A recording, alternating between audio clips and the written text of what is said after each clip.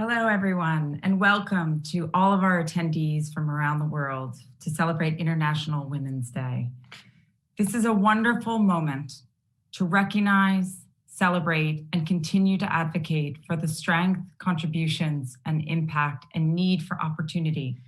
And really the need to create more opportunity for women globally. This all feels even more important than ever. I'm Vanessa Carey, and I serve as the Chief Executive Officer of Seed Global Health. I'm also a critical care physician at Mass General Hospital, global health practitioner, a proud mom of two, a wife, a daughter, sister, family member, and friend. I'd like to take a moment, though, to thank our tremendous speakers that we have joining us today. Our event sponsors, including the Medtronic Foundation, and our co-hosts, the Global Health Council, Women in Global Health, Smile Train, the G4 Alliance, IntraHealth, and the Frontline Healthcare Workers Coalition.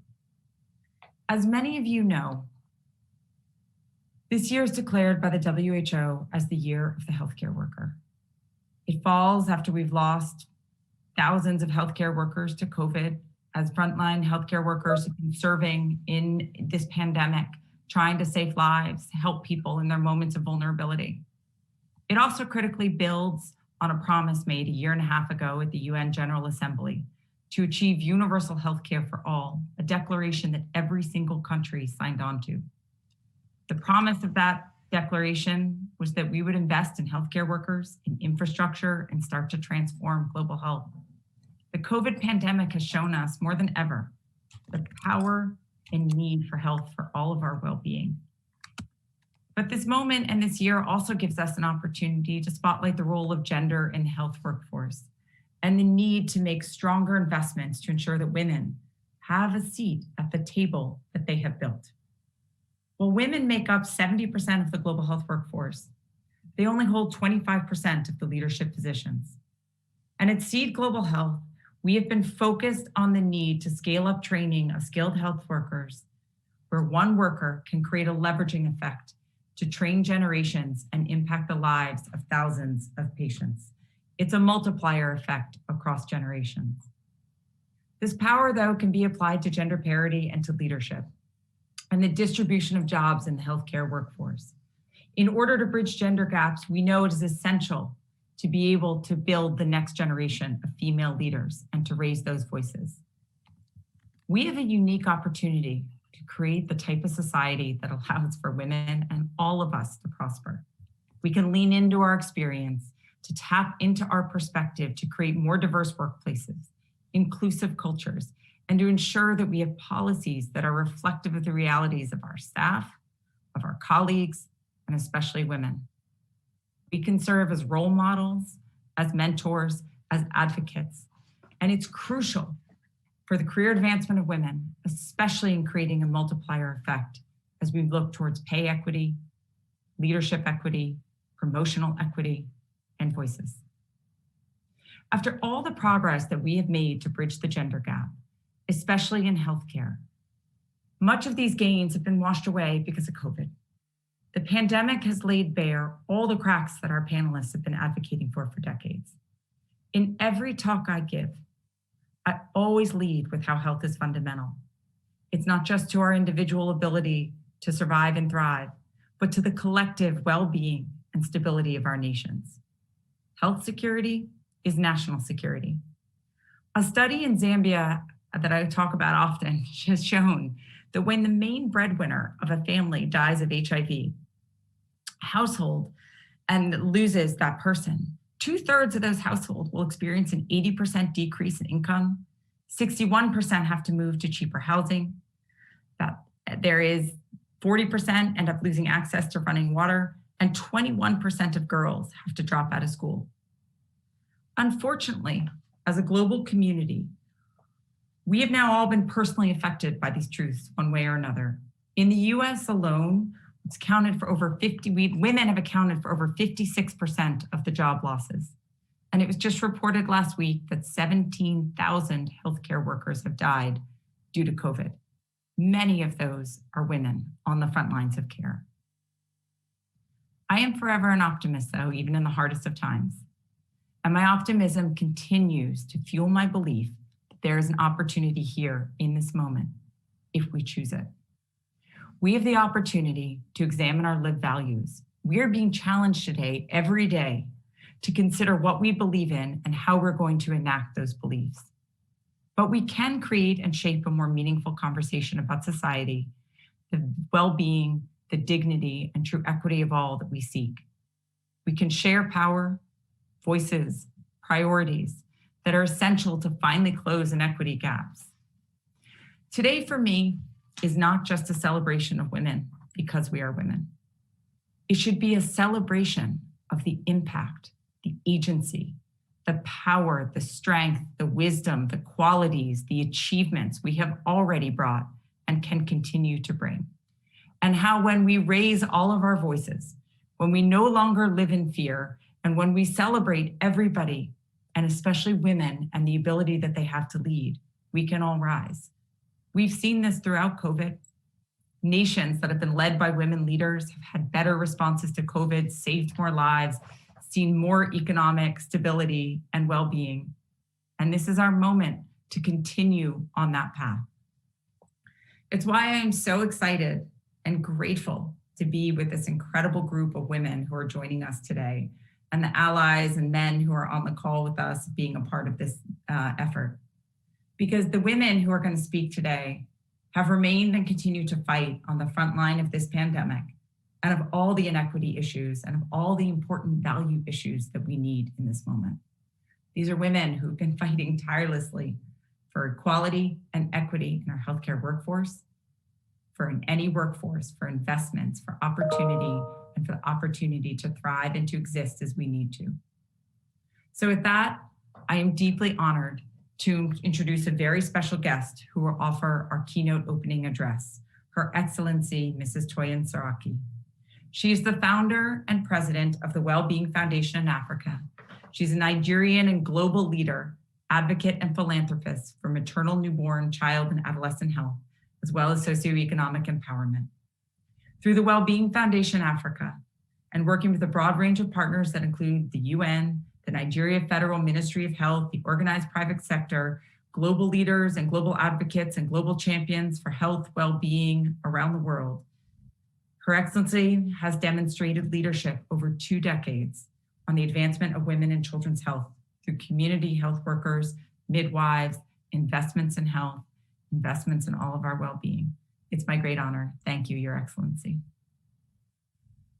Thank you so much, Vanessa. I'm delighted to join you today in Sequel Health, an 11 change agents, table shakers, and thought leaders committed to reigniting the road to equity in global health for all. Your steps, our strides, are a timely jolt as we come together in choosing to challenge and to improve the timeless journey for female healthcare workforce worldwide. This year's International Women's Day is a marvelous opportunity at a precarious time, yet a hopeful one.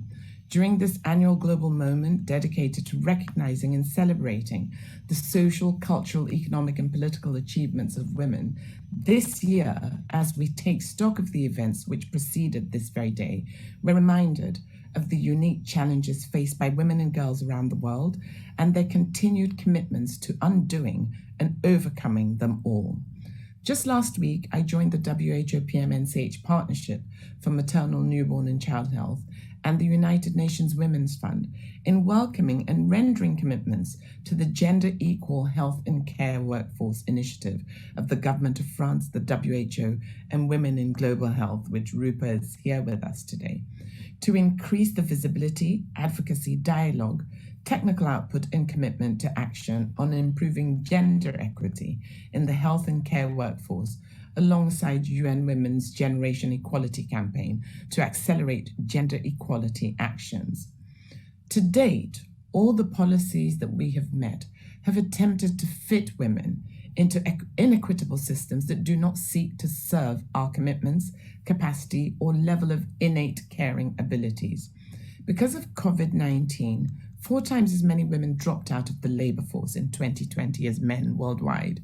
And the onus is on each member of society to identify and recalibrate existing systems, policies, and work environments in order to create the culture of work for women that promotes and provides the ability for us to thrive and to close the gender gaps in leadership and in pay. We're recognized as the main providers of health.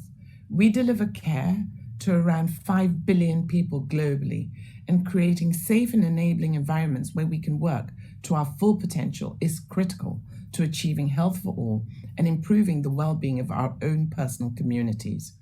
Today, we women make up 70% of the global healthcare workforce, yet we occupy less than 25% of influential leadership positions. We contribute $3 trillion to healthcare globally. However, nearly half of the care that we commit to facilitating is unpaid. This must change, and a bottom-up approach is a strong, authentic, and powerful place to begin this reposition. Thought leaders and policymakers will continue to gather throughout March to identify, celebrate, and increase the visibility of women's achievements. We help to forge equality through strategic collaborations based on shared purpose, trust, and the appreciation of impacting positive change for women. We are boldly choosing to challenge gender bias and discrimination in order to accelerate gender parity in the health and care workforce, meticulously marching on towards our decade of delivery for the Sustainable Development Goals and a gender equal world by 2030. As a worthy precursor to this very day, I endorsed the gender equal health and care workforce to further recognize and reinforce the capacities and impact of nurses, midwives, and community healthcare workers at the forefront of providing essential services around the world. The report of the UN High-Level Commission on Health, Employment, and Economic Growth concluded that investments in education and job creation in the health and social sectors will result in a triple return of improved health outcomes, global health security, and inclusive economic growth. While we look at the progress made through upskilling Nigeria's healthcare professionals in previous years, the importance of accredited and assessed evidence-based practice and care facilitation has been a central and vital component. It has not only strengthened the promise of career progression, but affords and assures the safety and provision of an uncompromised work environment for the health and caregiver and for their family when it comes to time for clocking off. I take a deep dive into case studies, such as the successful eradication of the wild polio virus in Nigeria. We have seen that females on the front line have been instrumental in building trust within communities and thus successfully facilitating uptake of vaccinations and immunizations. I urge the wider world to glean from these successes while acknowledging these and many other components as evidence for the increase. My Wellbeing Foundation Africa's Mamacare 360 antenatal and postnatal program remains committed to administering care and informing evidence-based counsel to women and families, and more recently, at the height of the pandemic, we served as a ready and powerful example of the purpose that equity has in promoting gender leadership in care, in counsel, and in community. Our success in delivering a quality continuum of maternity, newborn, and child healthcare services proves and supports increased investments in the direction of upskilling and responsibilities. Within the core goal of empowering health workers to propel safer births and healthy futures for all, since 2016, the Wellbeing Foundation Africa has partnered the Liverpool School of Tropical Medicine, supported by Johnson & Johnson Global Health, to improve the availability and quality of emergency obstetric and newborn care in Nigeria, deploying pre- and post-service anatomically correct simulation models training, and the results have been clear. An immediate and sustained 22% drop in mortality and morbidity, improved task shifting between doctors, midwives, and nurses, and swift, appropriate responses to obstetric and newborn emergencies, which cascade into better decision-making and leadership, and a truly multidisciplinary approach to care. For our targeted pioneer state, Kwara, in north-central Nigeria, we have achieved the lowest maternal, newborn, and child mortality and highest commensurate survival repeatedly for the last 4 years in Nigeria. This is what the global frontline requires and desires to have access to. a determined and skilled professional community health worker, even in the most rural parts of sub-Saharan Africa, for example, dreams of inner city impact beyond leveraging the locality they began with. This will only be made possible by way of upskilling, adequate and equal remuneration, and qualifying him or her as a vibrant and accredited professional healthcare practitioner.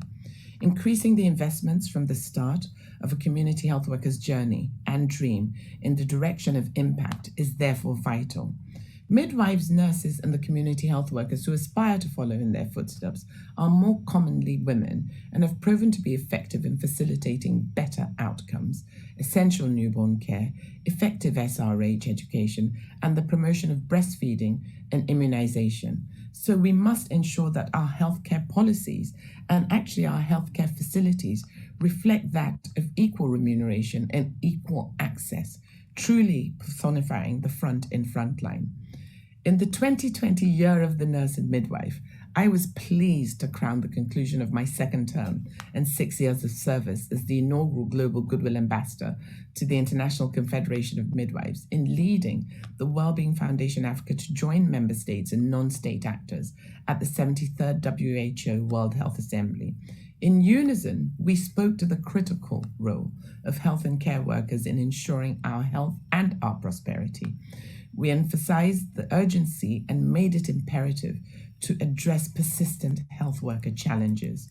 Ahead of this year's 74th World Health Assembly and recognizing the need to advocate for a gender equal health and care workforce, the Wellbeing Foundation Africa has launched its own Women, Girls and Gender Development Targets in November 2020, and we wholeheartedly endorse and support actions in the health and care sectors in the 4 identified areas of increasing the number of women health workers in leadership roles, recognizing the value of unpaid healthcare work and the importance of equal pay in the health and social sectors, protecting women health workers from harassment and violence in the workplace, and ensuring safe and decent working conditions for all health workers. From the community health worker aspiring to facilitate life's first cry to the autonomous, multi-skilled practitioner working to ensure the promise of optimal care, the priority must remain to provide the appropriate health facilities, whole system support infrastructure to welcome, protect, and preserve life from cradle to age. In choosing to challenge and strengthen the primary health frontline, where lives are won or lost, the Wellbeing Foundation Africa has developed and invested in improving primary healthcare centers, evolving a uniquely unprecedented comprehensive community care model to maternity referral standard as our Wellsprings Universal Health Coverage Centers to be expanded across Nigeria throughout this decade of action. The Wellbeing Foundation Africa is committed to tackling health, gender, and global development together as we prioritize equity, facilitate decent work conditions, and increase investments in the direction of upskilling in a bid to position the doctor, the midwife, the nurse, and all female healthcare workers towards a gender equal health workforce, truly leading at the front of the front line. Making our commitments to the ethical principles and practices of the WHO Global Code of Practice on the international recruitment of health personnel, we continue to urge prioritization of support and safeguards for the countries with the greatest vulnerability, including greater investment, and we endorse the call to action for the WHO and development partners to strengthen its financing, implementation, monitoring, and moving purposefully beyond applauding the contributions of just the frontline health workforce to deliberate and intentional investments in the health systems, and in health and care workers. We must now, at our global, national, and subnational frontlines, ensure that this key consensus necessarily unites, includes, and integrates a gender equal approach to capitalize female leadership in the global health workforce. I'm really looking forward to all the discussions today, and I know that we're going to implement them very, very quickly. Thank you for the opportunity of addressing you. It's a big honor to be here, and happy International Women's Day. Thank you so much, Your Excellency, for those powerful words and for highlighting the extraordinary gains that we can have I'd now like to introduce the moderator for our first panel discussion, Women in the Health Workforce, Choose to Challenge. Dr. Annette Alenyo is an emergency physician in Kampala, Uganda. Her career has taken her from medical school in rural Uganda to working in Uganda's public and private facilities, training as an emergency physician in South Africa's public system, and currently she is supporting faculty at the Emergency Medicine Residency Program in Makerere University, where Siege has had the honor to work alongside her and to learn from her every day. Thank you. Dr. Alenyo. Thank you very much, Vanessa, and happy Women's Day to all our listeners. I'll welcome you to the panel discussion for the Women in the Health Workforce, Choose to Challenge. So this panel highlights the stories of 3 women from diverse backgrounds, and we'll hear through their stories the specific barriers that they face in the context of COVID and beyond, and how they are challenging the status quo. And we'll also go into individual calls to actions to both funders and policymakers with regards to equity in the health workforce. So our first panelist is Zipporah Iregi. Zipporah is a young 24-year-old nurse currently working as a nurse intern in Kitui Country Referral Hospital. She's the first vice chairperson of the Kenya Students and Novices Nurses Chapter under the National Nurses Association of Kenya. Zipporah graduated with a bachelor's degree in nursing from Kenya Methodist University.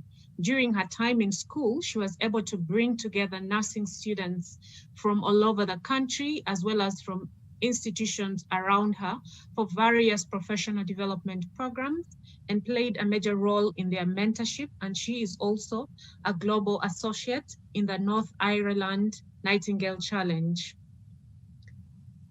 Just a wave, Rosalind. Great. So our next panelist is Rosalind Flores.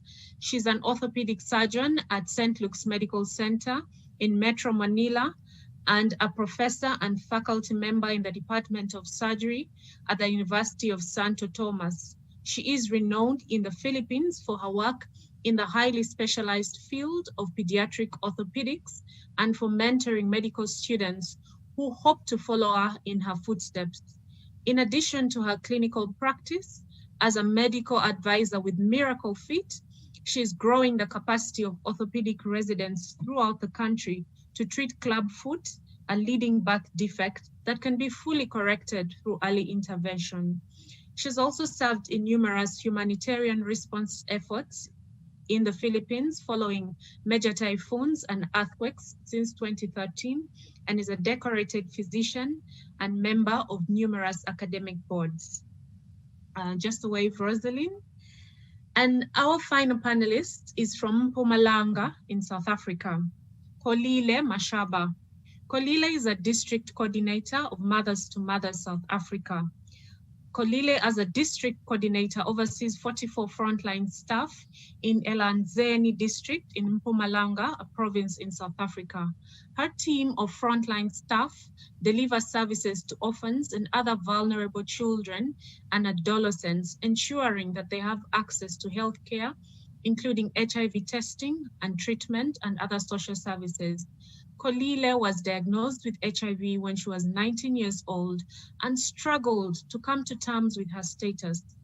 When she became pregnant a year later, she disclosed to her boyfriend, who told her to terminate her pregnancy and left her to raise her child alone. Kolile kept her HIV status secret from her family for fear they would reject her. When she heard in 2009 that M2M, Mothers to Mothers, had opened in her province of Mpumalanga, she was immediately attracted to its peer-to-peer approach and applied for a job as a mentor mother. M2M helped her finally accept her status and disclose to her family. October 2020 marks 16 years since Kolile discovered that she is living with HIV. She's currently happily married and a proud mother to 3 busy HIV-free sons. So a big welcome to our 3 panelists. And I'll quickly go to Zipporah from Kenya. Zipporah, during COVID-19, there was a lack of payment for nurses over several months, which led to a nursing strike, and what that meant for essential services during the pandemic. Several nurses that you work with died during COVID-19 because of lack of resources and PPEs, which were prioritized to other health professionals. Zipporah, could you just kindly give us just a brief of how this made you feel and how you responded to this situation? Thank you, Dr. Annette, for that question. I think it was a really sad situation in my country where nurses had to go on strike during a very difficult moment for the country, where everyone was still very nervous about COVID, not knowing what it would lead, and, you know, being called upon as healthcare workers to provide as much care as we could to our patients during this pandemic. I think it was really sad that we had to close down hospitals, particularly because nurses are the major staff in hospitals, and they had to be closed down, particularly the government facilities, which offer cheaper and more readily available services as compared to the private sector. And we had a lot of patients who went home and were not able to access healthcare, including even vaccinations for little babies, for those who are undergoing chronic disease monitoring like diabetes and hypertension. And so when the strike was over, we had a lot of patients who would come in with complications of their diseases, since during that period, our strike went on for 79 days. And I think it was, for me particularly, it was really sad. And all we could do was continue lobbying with the government to see how best they can reach nurses and how best they can come and pay nurses, and also have the conversation going about how to best get more and more PPEs for nurses and other healthcare professionals. And I think after the 79 days strike, we were able to receive payment for most of the nurses who had not received payment. And of course, during the strike, there was a lot of push and pull from the government. We had some nurses lose their jobs, some evicted from their homes. But I think after the 79 days, we were able to have them reinstated back to their jobs, and those who had been just out of their houses back to their houses. We are still lobbying for some of the things that we are asking for during the strike, like more PPEs, more resources, on-time payments. I think so far the conversation is still going on with our leaders. Thank you. Thank you very much, Zipporah, for that perspective. And I think this is something that clearly cuts across, you know, interruption of essential health services and protection for frontline health workers, many of whom, especially in our settings, are nurses. And this therefore translates to many of them being women. Kolile, I would just like to come quickly to you in South Africa. I know that you've been working across the front lines as a coordinator for M2M, and I would just like to hear your experience in South Africa. What experience do you have as you coordinate the mothers and working with adolescents and orphans? What has it meant for certain clinics, for example, to stop essential services like HIV services during the pandemic?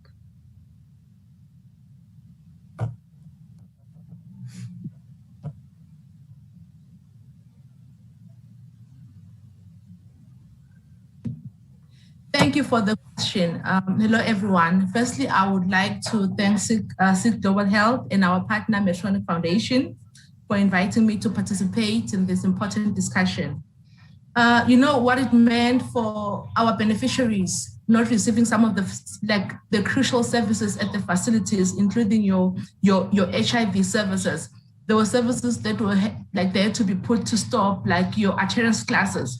You know, one of the biggest ones is that when they meet in groups and they discuss their main challenge in why they are not adhering to treatment and things like that.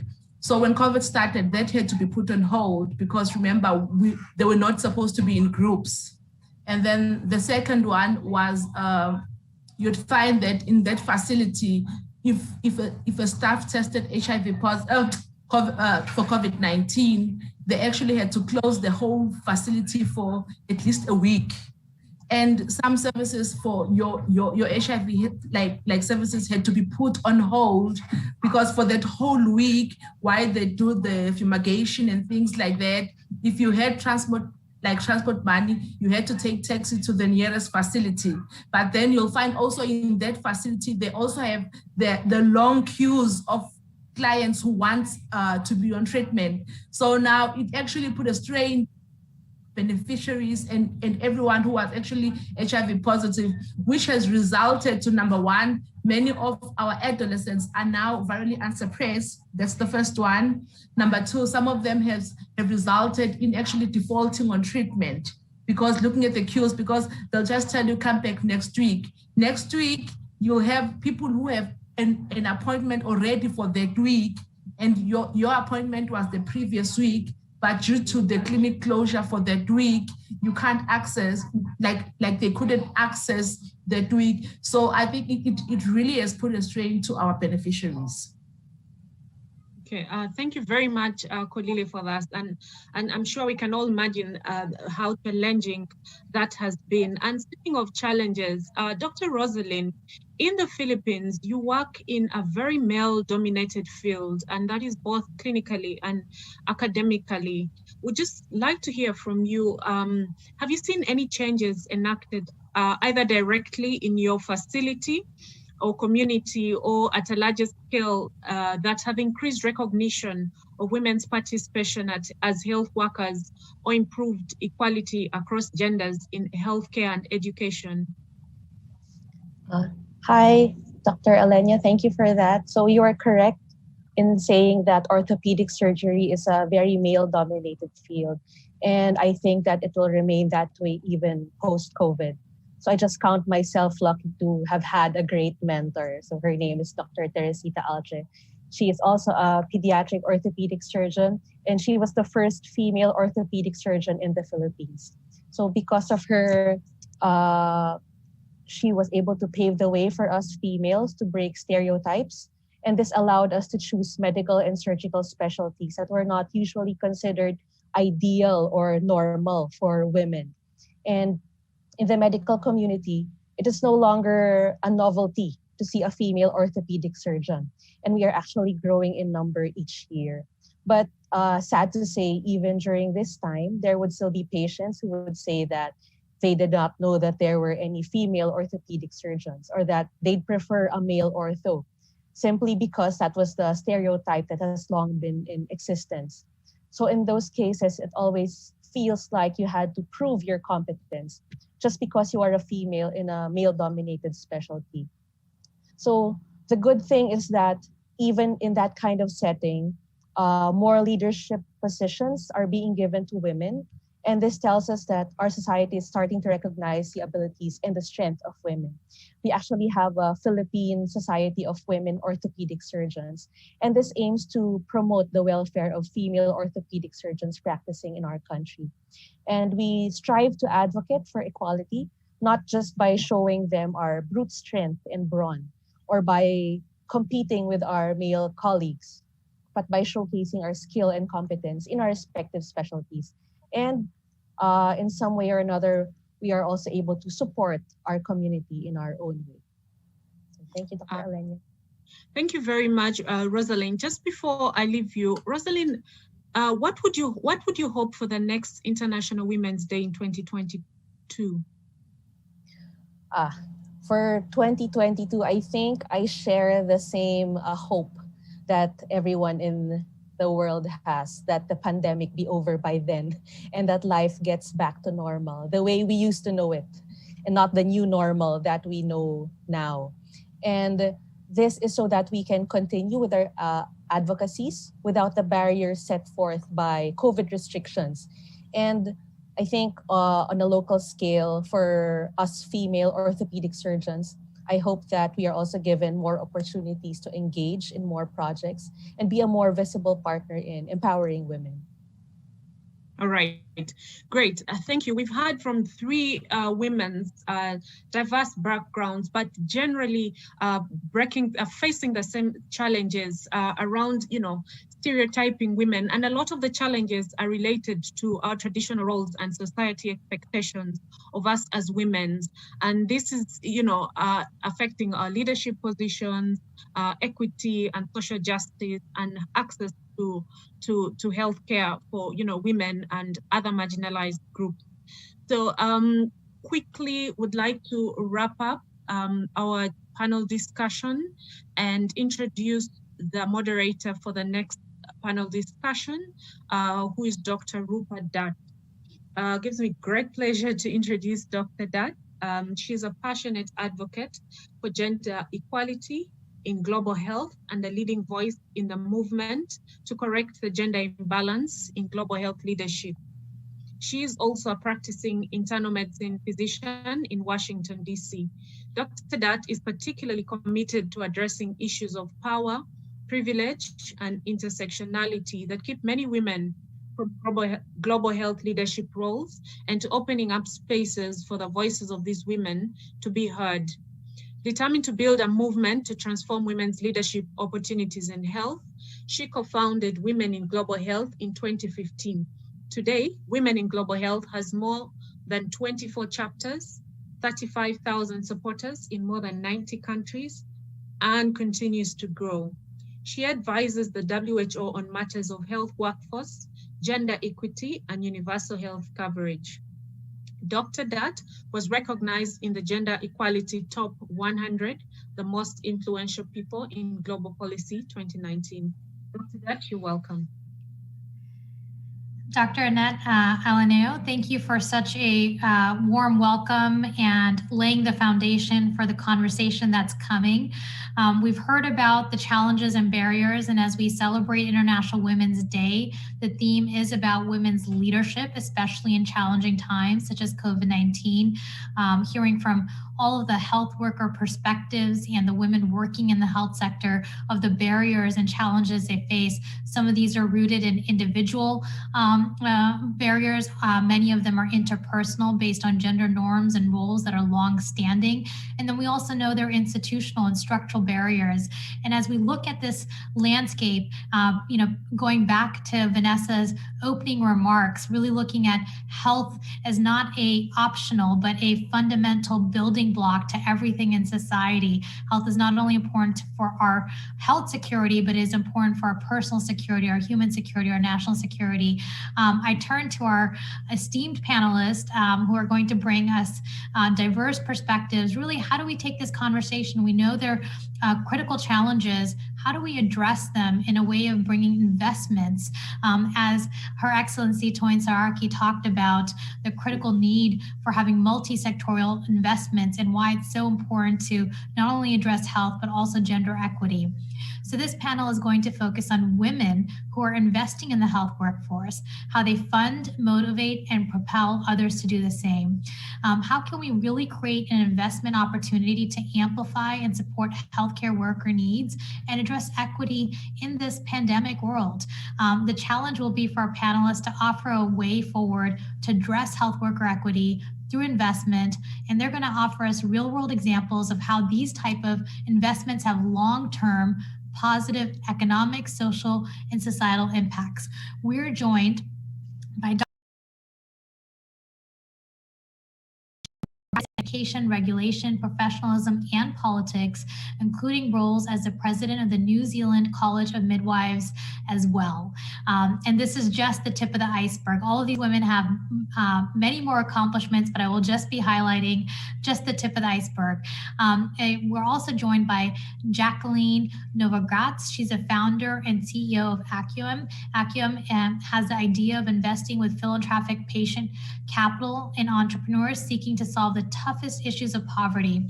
As a pioneer of impact investing, Acuum and its investments have brought critical services like healthcare, education, clean energy to hundreds of millions of people in low-income settings. We're also joined by Charlotte Wagner, founder and president of the Wagner Foundation.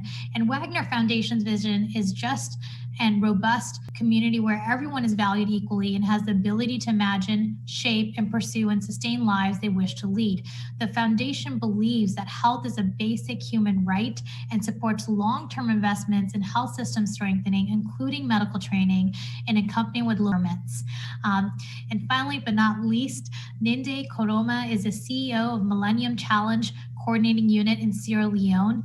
Ninde Koroma has been involved in governance and poverty alleviation, working for the past decade and beyond in Sierra Leone, Liberia, and Cote d'Ivoire.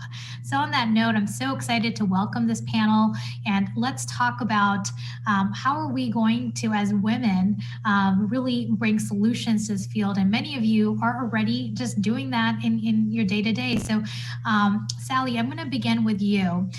Midwifery is an incredibly important discipline within healthcare and globally. We are just finished the year of the nurse and midwife. We know it's just the catalytic year, but the field of midwifery is predominantly made up of women. Given your vast experience spanning all aspects of midwifery, will you please open our discussion with your thoughts on the importance of women's equity within the healthcare workforce?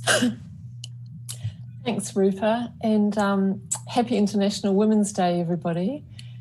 It's really great to be here, and thank you for the invitation to participate. As you've already said, Rupa, of course, midwives are a significant component of, well, they're women, mostly women, and they champion women's health and dignity in the face of patriarchy. And they're also very well versed in the health needs and demands of the women that they work with. But midwives, of course, experience all the same issues of gender inequality that pregnant women and childbearing women face. And these remain largely invisible and unheard. So through this lens, midwifery is a feminist health profession, and investing in it creates a positive ripple effect that benefits communities, countries, and the world. Women make up 70% of the global health workforce, and over 80% of that 70% are midwives and nurses. And only 25% of them are actually in leadership roles. So a very tiny number of men are still running the health workforce. We know, because we've got significant research evidence on this, that access to adequate education, regulation, and other support services, midwives can provide over 80% of essential maternal and newborn health care, and that midwife-led continuity of care services can significantly improve the health of women and babies.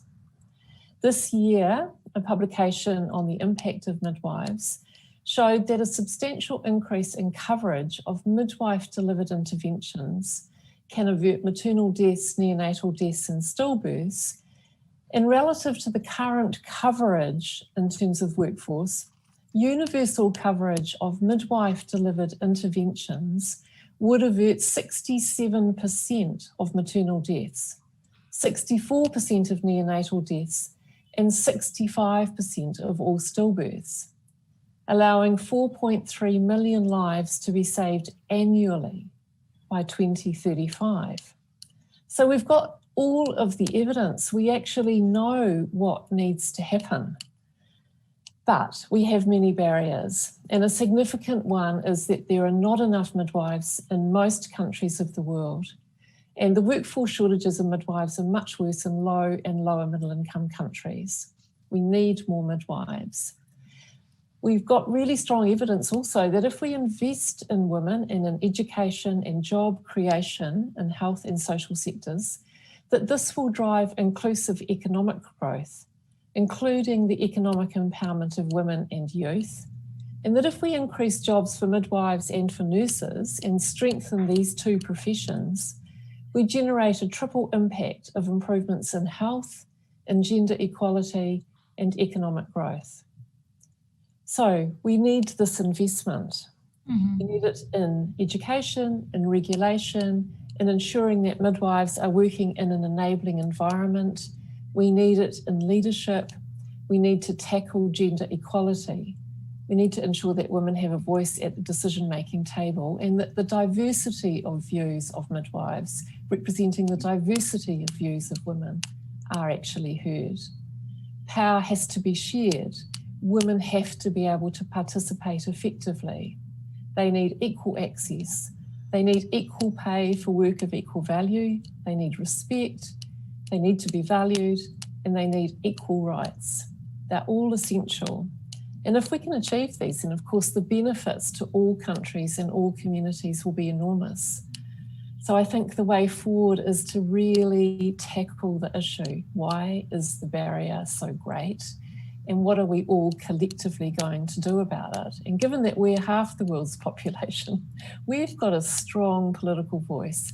And I think it's really important that all women together use this political voice. And I guess that's part of a day like today. Thanks, Rupa. Great, Sally. Well, you have laid out a comprehensive agenda, but with a strong investment case. It's not only about achieving the gender equity through supporting and increasing midwifery, but also how it helps us achieve our universal health agenda. And as you said, broader development as well. Some key areas you asked for investment are in leadership specifically, but also making sure there's appropriate training, compensation, and protection for midwives. So we will be coming back to you, but I'd like to take this conversation as we are talking about investments and why we need investments. I'd like to turn to you, Jacqueline. Jacqueline, I believe you'll agree with me that gender equity investments shouldn't be on a separate track of thought, nor should they be considered a different model. Will you tell me more about this and how your leadership approach and investment approach at Acuum follows this thread? Yes, thank you. And happy International Women's Day, everyone. And it's just exciting to hear everyone who's come before as well. As I was listening to Sally and to others, I was actually thinking about how when I first came into the work of investing, it was through starting Rwanda's first microfinance bank for women. And yet in starting Acumen was very deliberate in not having a fund that was just to focus on gender and women, but rather over time, I'd say we've really learned how to integrate gender as a lens through all of our portfolios, and have found that to be more powerful, Rupa. So I really appreciate the question, because we've got to look at women as stakeholders, regardless of who runs the company, while we're also building a pipeline of women entrepreneurs to run companies and organizations, as people have spoken so eloquently about. I think of, and also the second point is to integrate going indirectly into healthcare, and this has also been touched upon. If we really want to improve women's health, one thing that we must focus on is getting rid of indoor smoke. And that comes from bad cook stoves as well as kerosene burning. And one of the companies we invested in 14 years ago, started by two young men, D-Light, considered women in every aspect of the stakeholder group. And so have built a company that has brought over 100 million low-income people access to light and electricity using solar. And we've helped them integrate more consciousness and more deliberate action to integrate women, as I said, into all parts of that ecosystem. Obviously, women as customers, 36% of respiratory health comes from indoor smoke. We've seen a significant increase in improvement in women's health. Two, women are the customers. And so over time, significant savings, as well as time that they don't have to go and pick up wood and make charcoal for their stoves. Three, the children in the house under women's domain.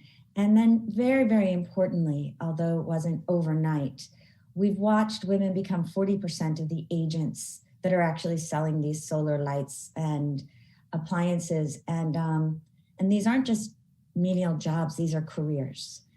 And maybe later when we talk about some of the frontline workers, I've seen full-on transformation as women take more and more leadership positions within this company and then go on and start their own companies. And so I think it is moving away from looking at a specific vertical that is only focused on women, although there's a place for that, but really insisting on more integration into how we look at human beings as full people, and recognizing that women require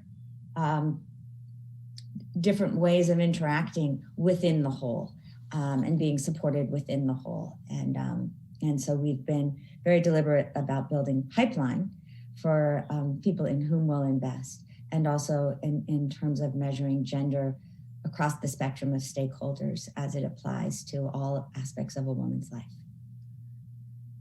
Thank you, Jacqueline, for that very insightful way at approaching gender and health investments and that multi-sectorial aspect, and the path, your words about applying a gender lens and seeing that women, while it's critical to have women in leadership roles, it's also critical to look at them as stakeholders with potential to transform realities for their own health, but also realities for their communities. I'd like to actually follow up and build on what you're saying there. As an investor who oversees large-scale, long-term, impactful change, you know very well that we're not going to address these issues and challenges overnight. Will you provide us with real-world examples of thoughtful investment in women that led to sustained and positive change? This example that you provided for access to light and is a really great one, but would love to hear a little bit more of how you've approached it with women that have led to, again, sustained positive change. Sure, and the pandemic has also opened up so many new possibilities for all of us as we think about it. And since this is a day focusing on women and on healthcare, I will talk about one of Acumen's fellows, a woman named Sara Khurram Saeed in Pakistan. And she understood that in Pakistan, 30% of women doctors stop practicing after they get married. And so that we were really losing a critical resource for the nation. And at the same time, as a number of people have said, low-income rural women didn't want to see a male doctor, wanted to see a female doctor. She developed an app, but the women in the rural areas didn't want to use an app. They wanted a face-to-face interaction with a doctor or something close to a doctor. So she built a series of 26 health clinics using telemedicine so that formerly unemployed women doctors, but fully trained, could interact with the clinician at the health clinic and provide much higher level healthcare to rural Pakistani women. When lockdown happened, the idea that private health clinics were considered non-essential, and so we're all shut down. And so in that moment, Sara just pivoted, and I actually think this is something women are really good at, and said, I'm just gonna make my app free. Now women don't have a choice, and I need as many women volunteers as I can find across Pakistan. And within weeks, not only were rural women signing up to use that app and having face-on-face consultation, but doctors across Pakistan and then Pakistani doctors in other nations around the world were agreeing to volunteer their time to work as consultants for rural health women. And so suddenly you also magnified the number of languages that the women were able to offer women across the nation. And then Sara had enough traction that she could go to the provincial government of Sindh, where she was based. And now they're in partnership to allow women women doctors who've been certified in other nations to participate on this platform. I believe that this is going to be part of the future of rural healthcare in Pakistan. It took investing in a woman who understood many of the gender issues at the different levels, not just with low-income women, with elite women, that could be transcended if we used what we would call the moral imagination and didn't look directly at the problem itself. Thank you, Jacqueline. And I'm actually going to jump to Nende. I'm seeing that you were nodding your head a lot when Jacqueline was talking. And with your experience in West Africa and also really working in a multi-sectorial way, working with governments, would love to get your thoughts on this. Can you tell us from your experience, both about the important and long-term change that countries experience when we invest in women? And feel free to react to Jacqueline's story. I mean, what an inspiring story about Pakistan. And, please, I'm going to turn to you and let's hear from you. I think what resonates so much about what Jacqueline is saying is that investing in just one woman, a single woman, can be transformational because it can have that ripple effect. And I think many times we all want to target the massive change, but sometimes it just takes really looking at those singular changes and how those can have that impact in communities, in societies with somebody who deeply understands how things work. When I look at the case of Sierra Leone, for instance, where we have a society that is deeply patriarchal, and as many of you guys have said, over 50% of our population is female. When I think about the investments that we need to do in order to be able to see the gender issue addressed, but also to address the issue of economic transformation and growth, it makes economic sense to invest in women. When you think about this issue of health, education, when you think about bringing income in a household, the data is telling us that women will spend 90% of their income on their children. Men will spend 30 to 40%. That income is going to be spent on education. It's going to be spent on health. It's going to be spent on making sure that they have appropriate nutrition. These are critical factors that need to be addressed in order to see the inclusive growth that we all desire. When you take education, for instance, the data is also showing us that when a girl has one additional year of education, her income will increase by 25%. Wow. This is the data. This is what the information is telling us about why it's so critical and important to invest in our women. And, I want to take this, yes. Yes, as you're telling us this valuable data, and I mean, those are just remarkable numbers there. How would you approach this conversation with governments? And maybe you were just about to get to that with us. Indeed. Addressing challenges in the health workforce. Too often governments see that health is a cost, education is a cost. I mean, we're struggling to get them to make their commitments on universal health coverage a reality. So in a manner that government officials and policymakers would be receptive, what case would you make to them?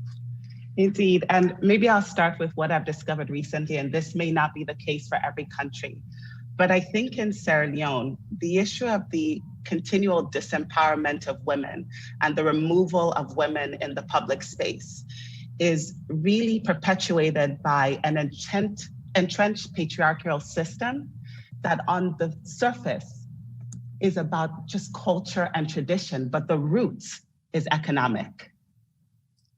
And that for me has been at the forefront because I enter into many spaces in Sierra Leone where people tell me, oh, but your father is this and your husband is that. Why do you need a job?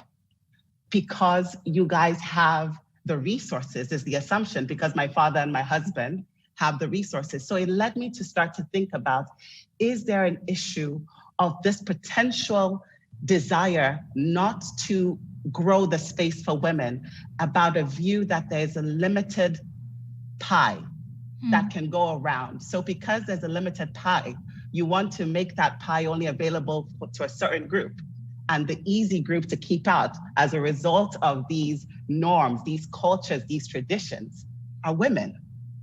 So when we're engaging governments, and this is something that Vanessa and I have talked quite a lot about, we are doing work together in Sierra Leone, is what is going to make people listen. And unfortunately in Sierra Leone, a lot of the decision makers are men.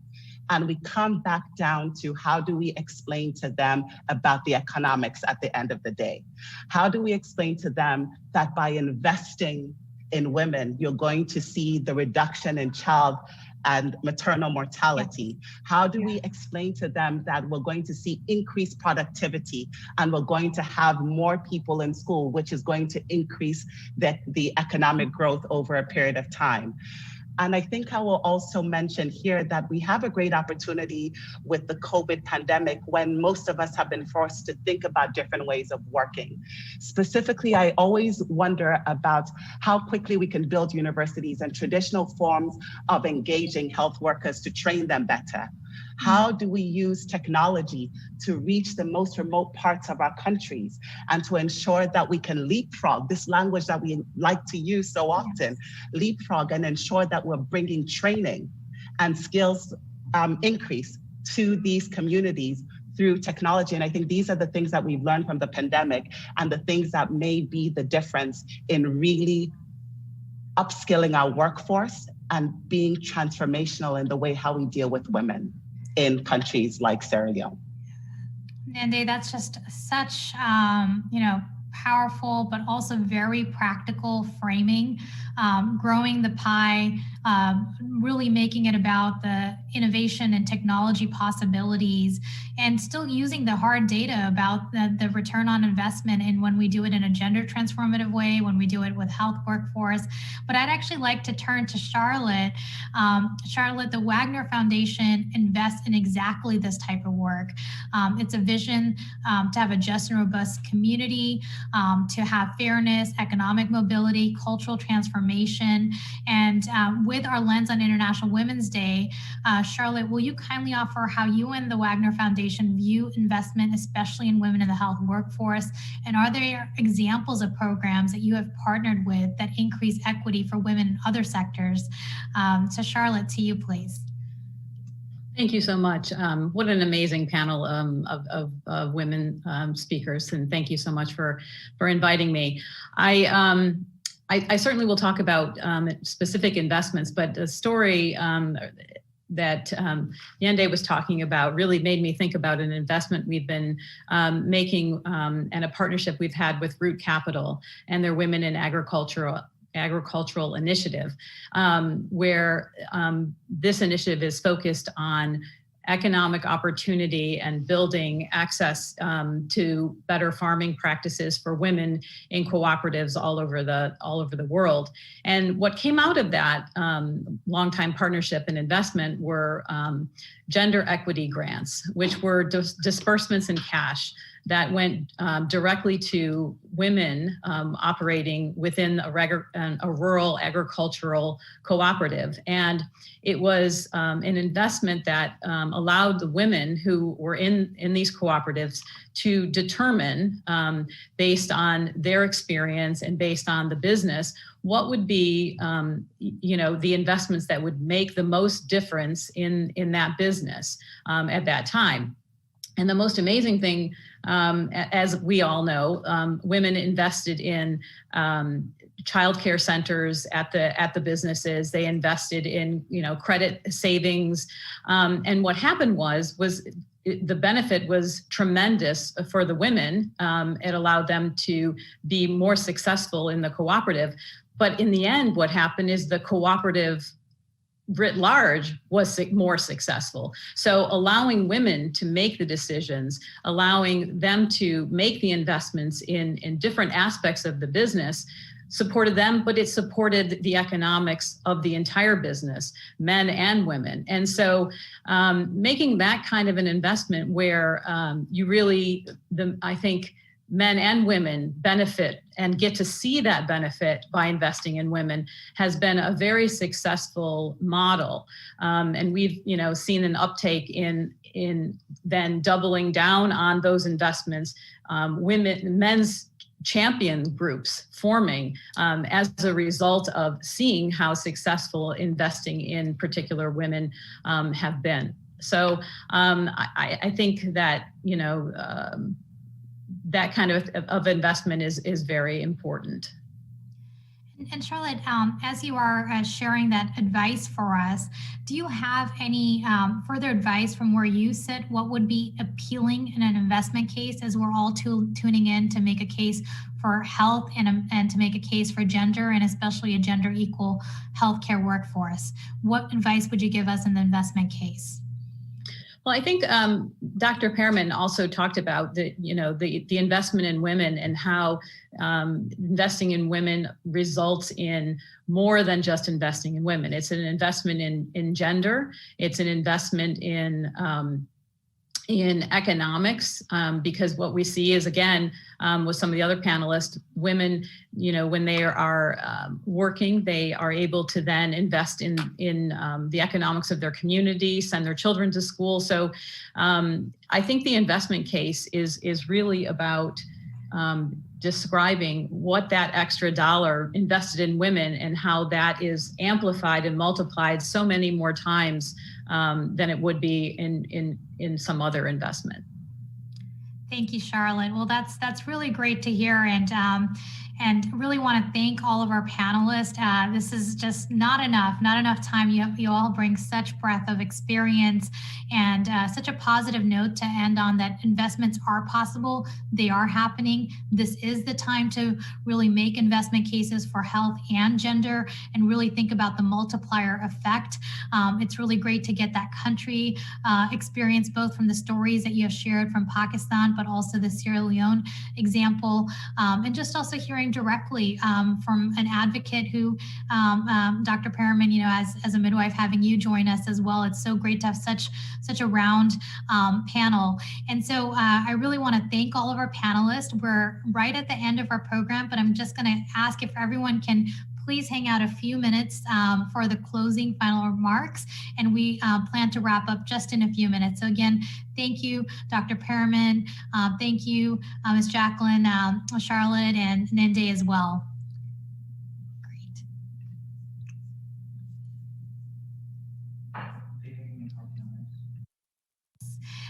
So on this note, I have the challenge of closing our panel, and I just want to say that I'm so energized. I loved today's conversation from the opening remarks from Vanessa, really giving us a motivation to be bold, to be visionary, to reimagine. We know we're facing the toughest challenge in society ever in the 21st century that is happening universally, and now health is on the top of agenda for everybody, and this is really our opportunity.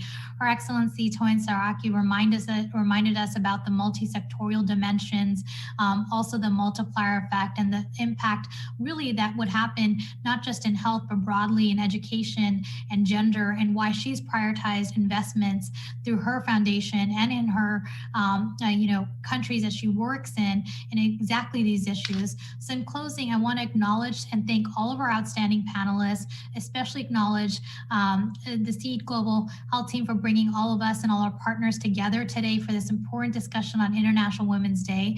It really has been a pleasure, and I've learned a great deal. In 2021, the stars are aligning for change for women in the health and care workforce.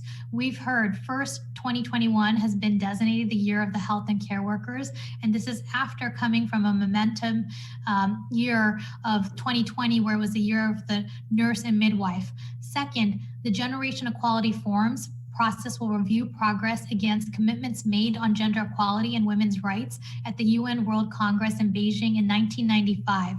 And thirdly, a global pandemic has brought a silver lining. It has focused the world's attention on health as never before.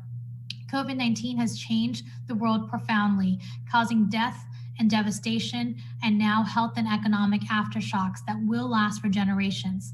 This is a break in history and a chance to fix structural weaknesses in our health and social systems so we can better withstand future shocks. Together, these three provide ground for change. In addition, the pandemic is likely to increase the political priority given to health and care workforce, and this will require concerted action in almost all countries. The pandemic struck a world with severe health and care worker shortages. We already estimated 18 million additional health workers are needed to achieve universal health coverage, and there's a global shortage of 9 million nurses. With COVID-19, health workers have died, millions have been infected, and many will be inevitably have long-term health impacts. Reports are coming in from many countries that health workers are experiencing mental trauma and are considering leaving the profession.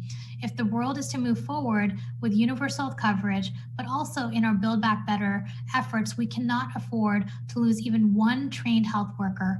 As Dr. Carey reminded us, for every one health worker trained, we have generations of other health workers being trained. And so this is one health worker we cannot afford to lose during these times. And acknowledging these opportunities, last month, Women in Global Health launched the Gender Equal Health and Care Workforce Initiative with the World Health Organization and the government of France. We will gather commitments from member states and other key stakeholders and hold a high-level meeting to coincide with the Generation Equality Forum Paris in June.